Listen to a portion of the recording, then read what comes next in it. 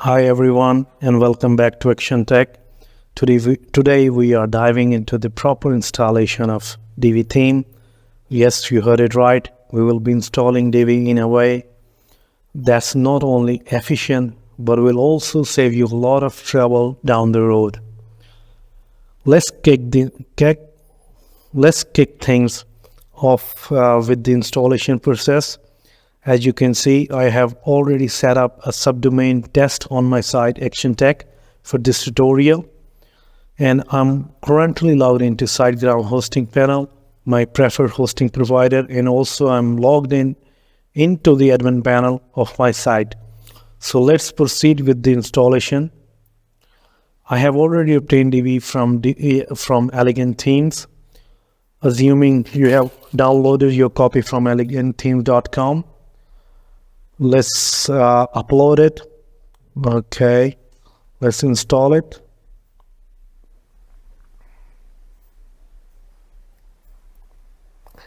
Let's activate it.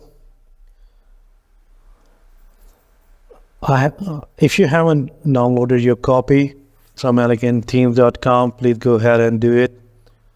Now let's add the API key to activate it. I have already created one for this purpose.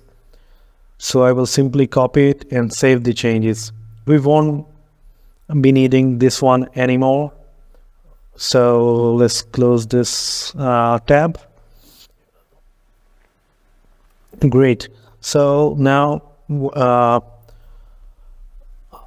DIVI theme is installed. However, there is the tricky part that many people overlook. So pay close attention to this step. I have created a child theme, which is very crucial step that will help you preserve customization when DIVI theme receives updates. This will save you a lot of trouble in the future. Make sure not to miss this step. The child theme is essential for retaining your customizations as DIVI evolve with updates. Let's upload this child theme and activate it.